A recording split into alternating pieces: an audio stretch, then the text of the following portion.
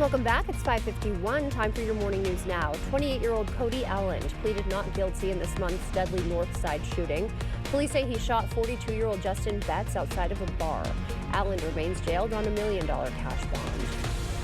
18-year-old Leo Pugrim will stand trial in December on a Toma stabbing. Police say the fight started in a parking lot before the victim sought help at Toma Health. Pugrim faces first-degree homicide charges and remains jailed on a $25,000 bond. A welfare check in Arcadia turned dangerous when police say Michael Peterson struck a state trooper with his car before leading officers on a high-speed chase. The pursuit hit speeds over 100 miles per hour before Peterson crashed in Centerville. He now faces multiple charges, including battery to law enforcement. A judge in D.C. pausing the Trump administration's plan to freeze the funding of federal grants and loans minutes before it was scheduled to start. Last night, the White House says funding to individuals would not be affected, but opponents argue that would indeed happen if organizations relying on federal money could no longer fund programs that help Americans. Programs, they have very small operating margins. They can't manage without funding. Even for a short pause of 2 weeks, this will create chaos in the lives of many families. Governor Evers is demanding answers about the assistance freeze in a letter to the president. He says Wisconsinians are scrambling with few details available. A battle over the state's Act 10 now includes calls for 2 Supreme Court justices to step aside. Republicans want Justice Protasewicz off the case, citing her campaign comments. Democrats say Justice Hagedorn should recuse himself as he helped write the law while serving as Governor Walker's chief of staff, or chief lawyer, that is. The case challenges Act 10's restrictions on public union bargaining, recently ruled unconstitutional by a Dane County judge. Both justices plan to remain on the case.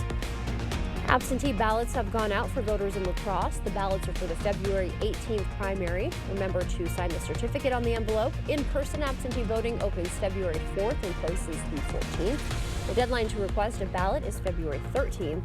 And the DMV wants to help you vote. It's offering free valid state voter IDs. Just bring an ID application to a customer service center. You'll also need a birth certificate or passport, a document with a signature or photo, and proof of residency.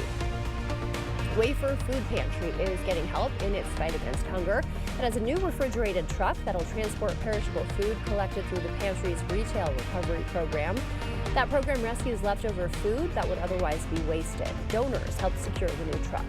In the climate of donations and the need that we have, it was critical to be able to have donors come together to make this project happen. In 2024, the recovery program collected about 1.5 million pounds of food.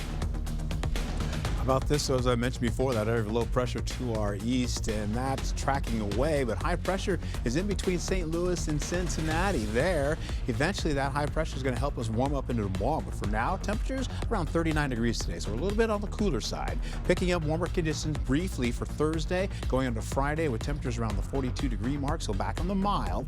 Saturday and Sunday, we've got snow chances possibly moving in. Is a 30 and 20% chance. That is Groundhog Day, by the way, on Sunday. Carrying over into Monday and next week, we're looking at colder conditions returning back into the 20s.